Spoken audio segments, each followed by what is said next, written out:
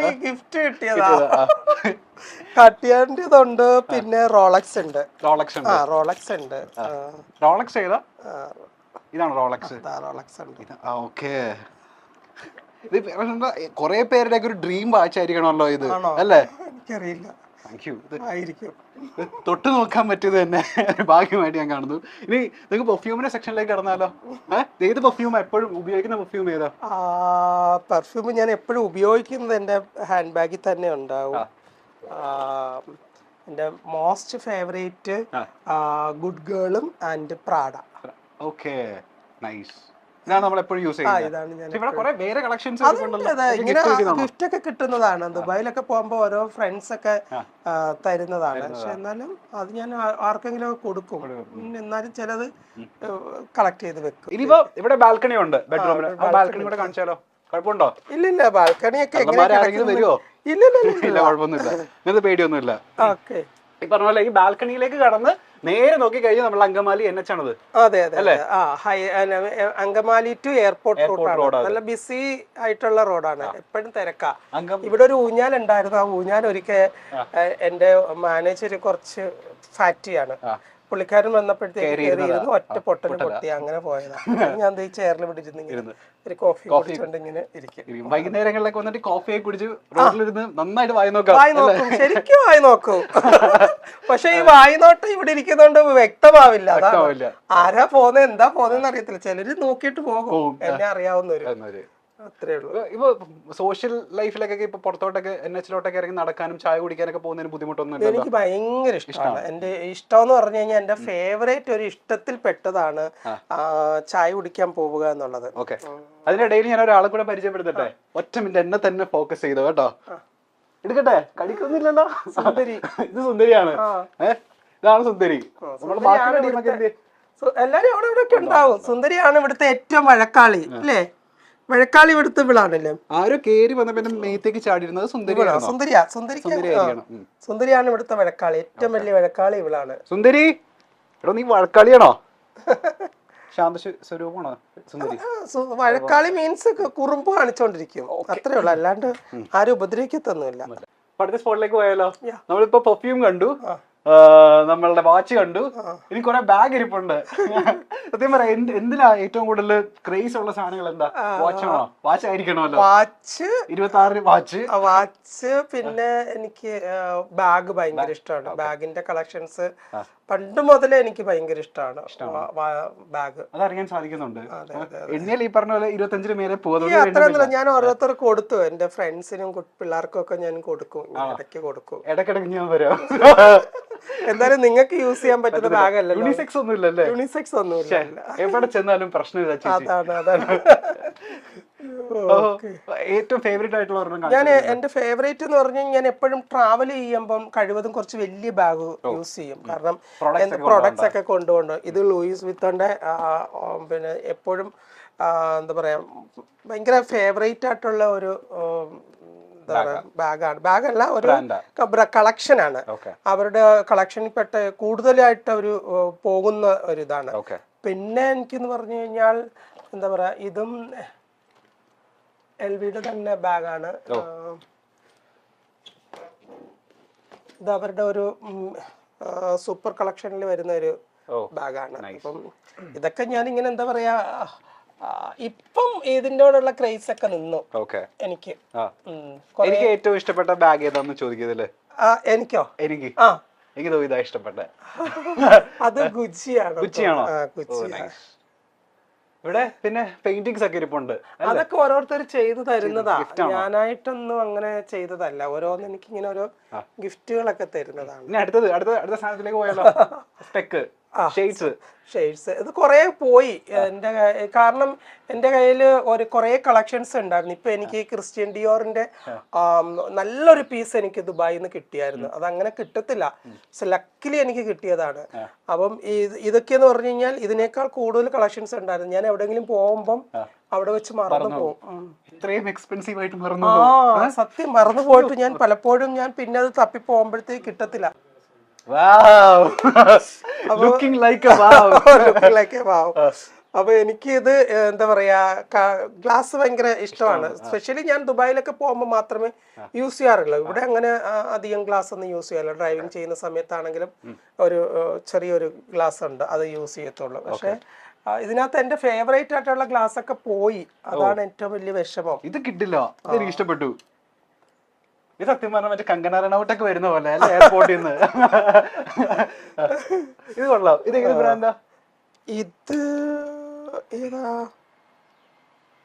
ഇത് ഏതൊരു ബ്രാൻഡ്, പക്ഷെ നല്ല നല്ല ഗ്ലാസ്സാ, എനിക്ക് ഇഷ്ടപ്പെട്ടു. ലൂയിസ് വിത്തൺ തന്നെയാണ് എന്റെ കയ്യിലുള്ളത് മോസ്റ്റ്ലി. അതൊക്കെ ഞാൻ ട്രൈ ചെയ്ത് നോക്കിക്കോട്ടെ, കുഴപ്പമുണ്ടോ? ഇല്ലില്ല, എനിക്ക് ഇപ്പോഴേ ട്രൈ ചെയ്യാൻ പറ്റുള്ളൂ.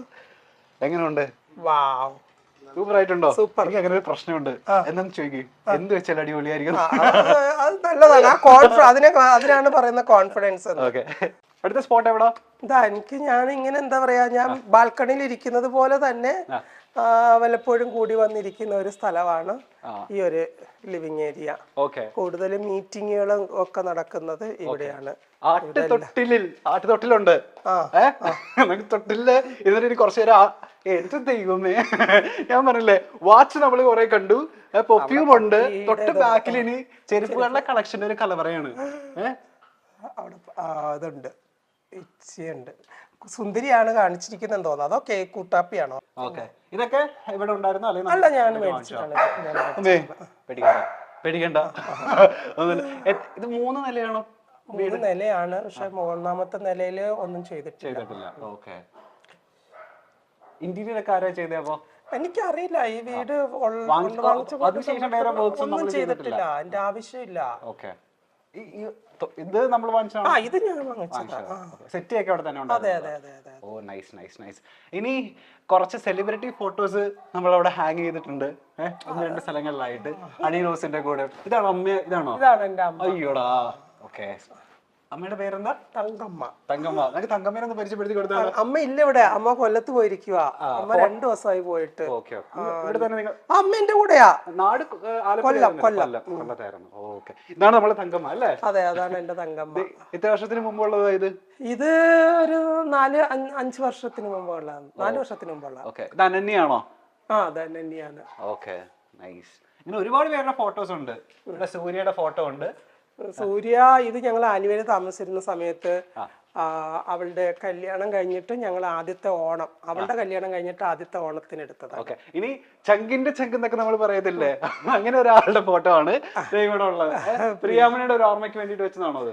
ഓർമ്മയ്ക്കല്ല, അത് പ്രിയ ചേച്ചിക്ക് ആരോ ഗിഫ്റ്റ് കൊടുത്തതാ വരച്ചിട്ട്. അപ്പൊ പ്രിയ ചേച്ചി അത് എനിക്ക് തന്നു. ഓക്കെ, ഇനിയുണ്ട് അല്ലേ? ഒരുപാട് സെലിബ്രിറ്റിയുടെ ഫോട്ടോസ് ഉണ്ട്. അതെ അതെ അതെ. ഇത് ഏത് ഇന്റർനാഷണൽ മോഡലാന്നൊന്ന് പറയോ? ഇത് ഇതാരെടുത്ത ഫോട്ടോയാ? അതൊരു മാഗസിന് വേണ്ടിട്ട് എടുത്ത, ബെലീസ മാഗസിൻ എന്ന് പറഞ്ഞിട്ട് ഒരു മാഗസിന് വേണ്ടിട്ട് കവർ പേജ് ചെയ്തതാണ്. കിഡിലായിട്ടുണ്ട് അല്ലേ? അടുത്ത ആളുടെ ഫോട്ടോവും ഉണ്ട് ഇവിടെ, മമത മോഹൻദാസിന്റെ. മമത ഗിഫ്റ്റ് ചെയ്താണോ അത്? അല്ലല്ല, ഇത് ഞാൻ തന്നെ ചെയ്തതാണ്. ഞാൻ തന്നെ ഫ്രെയിം ചെയ്തതാണ്. ആണല്ലേ? Nice nice nice. ഇനി നമുക്ക് താഴേക്ക് ഇറങ്ങിയാലോ? ഓക്കെ. സമ്മാനം വാങ്ങിക്കാൻ നമ്മൾ എത്ര മുകളിൽ പോയാലും താഴേക്ക് ഇറങ്ങുന്ന. തീർച്ചയായിട്ടും. ആൻഡ് മുകളിൽ നിന്ന് നമുക്ക് നല്ല വ്യൂ ഉണ്ട് താഴേലേക്ക്. ആര് വന്നാലും നമുക്ക് മുകളിൽ നിന്ന് തന്നെ അറിയാം അല്ലേ?